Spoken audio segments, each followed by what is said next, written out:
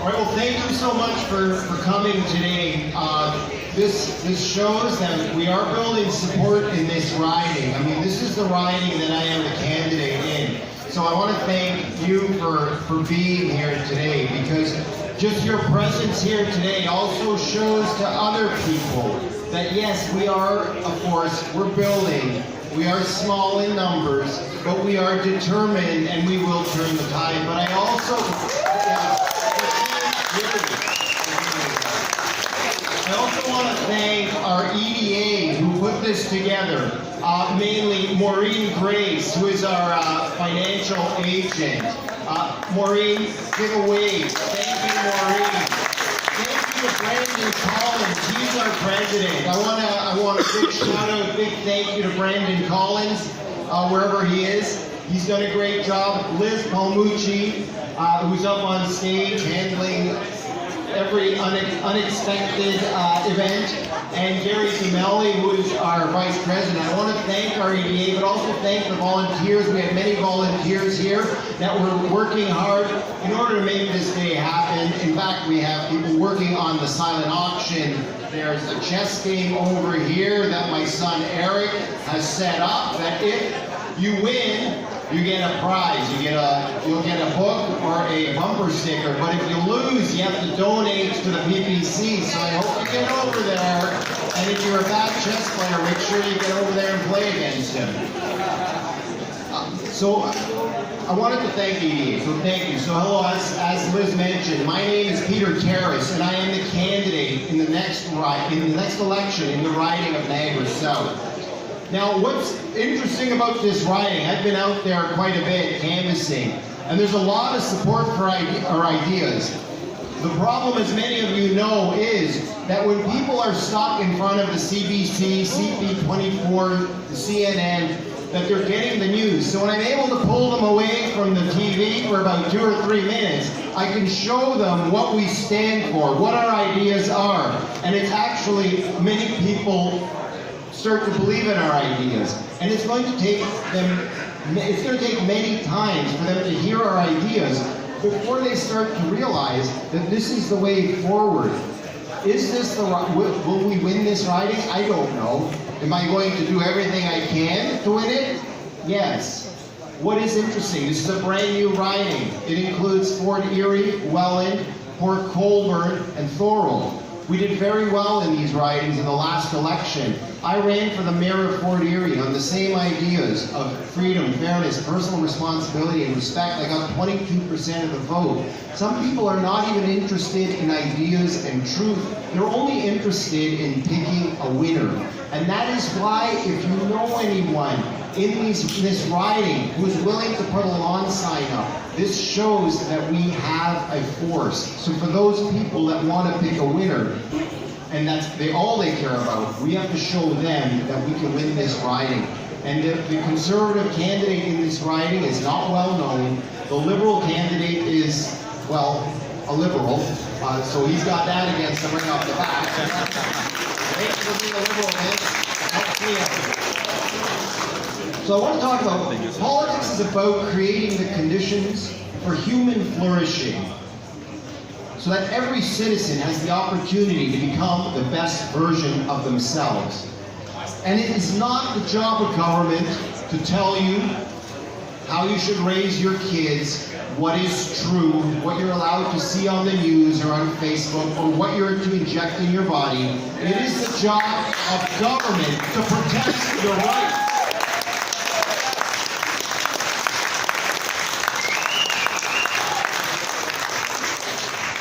In 2023, 1.2 million newcomers entered into Canada. And by a recent CBC article, that's an approximation that seems to be on the low end. And if these newcomers claim asylum, they automatically get put into housing, are able to receive health care, and are immediately able to receive social assistance. And it is paid by taxpayers, by you and by me. If you are waiting for healthcare services, guess what? You're now in line with all these asylum seekers. There's thousands of them. Now, do I blame the immigrants? who are coming here because they're promised, you know, free housing, free health care, and money. Do I blame them? No, I blame them. I blame the politicians who are foolishly allowing this to happen. Now, of course, I understand why Trudeau and the liberal government are using our money, our hard-earned money, to pay for all these new immigrants and asylum seekers. Because Trudeau believes that these will be his future voters because he gave away our money to buy a vote for him. And of course, he's not wrong. That is what is happening, and that is why Trudeau has been receiving these, part of the reason why he's been winning the last election. Now, you'd think we have an official leader in a conservative, so-called conservative, in the name of Pierre Poilievre. You'd think he would be outraged by such a shameless waste of our taxpayer money. Let's go back 2 years to 2022, when immigration was being debated in the House of Commons. And what he famously said, that he wants to remove the gatekeepers to make it easier for immigrants to enter our country. So we all know that we have a failed part-time drama teacher as our prime minister, but we have a drama student as our opposition leader.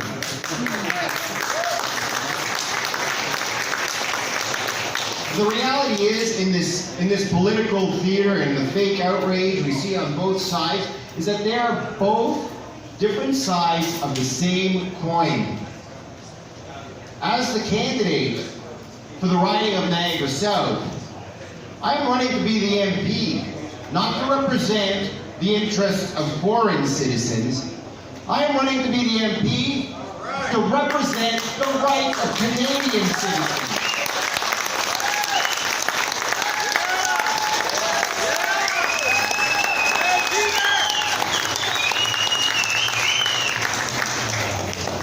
So I'd like to draw your attention to another stain on our country that was perpetrated by the Uniparty.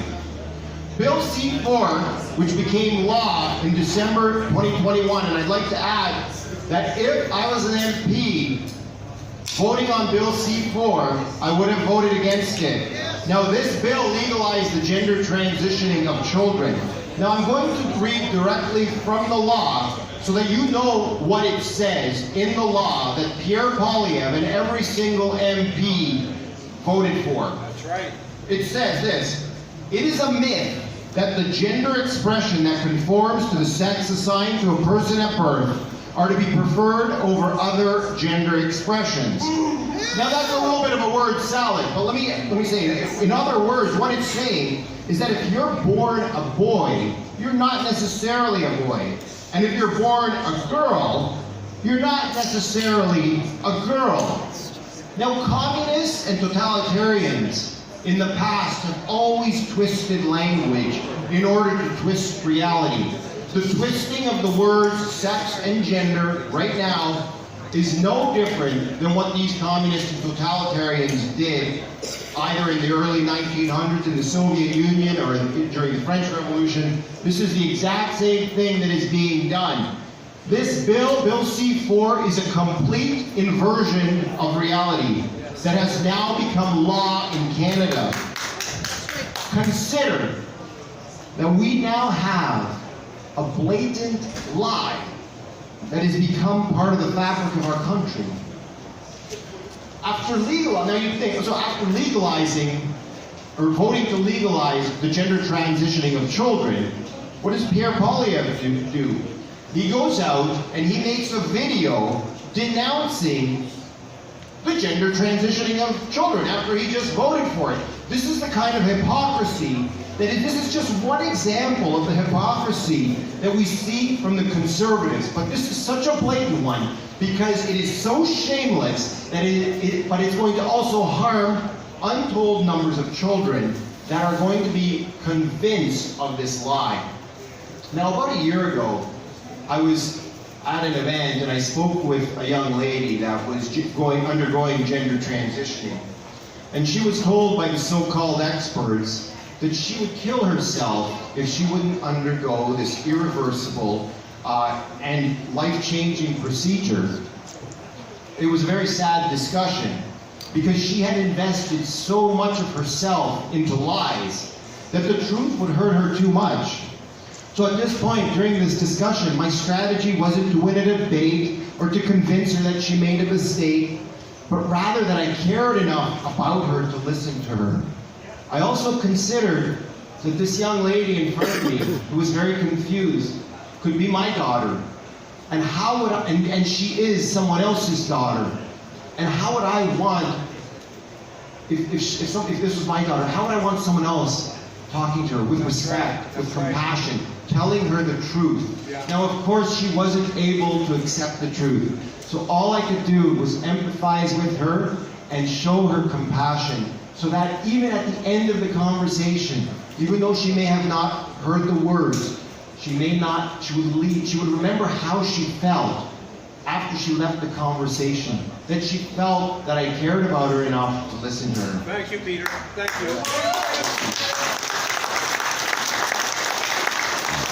Now, I just want to say, many people will say that if you fall for these woke ideologies, that you are just stupid and unintelligent and you're unthinking. And I never do that. I never accuse someone of being unthinking because they've fallen for this woke ideology. I'd rather you consider it from their point of view. Consider how cunningly intelligent the argumentation would have to be in order to convince someone, for example, that a man can become a woman. Voltaire once said that those who can make you believe in absurdity will also be able to make you commit an atrocity. And as an idealist, I'm an idealist, as many of you are. That's why we're in the PPC. We're not doing this only to win. We're doing this to stand up for what is good, true, and just. Yeah. But I also want you to recognize that sometimes, how successful do you think you can be when you're trying to debate someone using reason who believes in utterly unreasonable and illogical things? It's not possible. The only way of reaching them is through compassion and charity.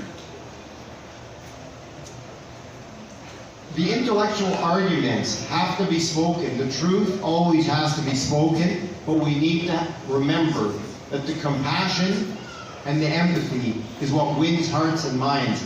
And we're here to run for politics in order to change hearts and minds. And that is how we will win this election, by speaking about our ideas clearly, without any fear, but speaking clearly, but also speaking about them with compassion and also with empathy to those who disagree with us.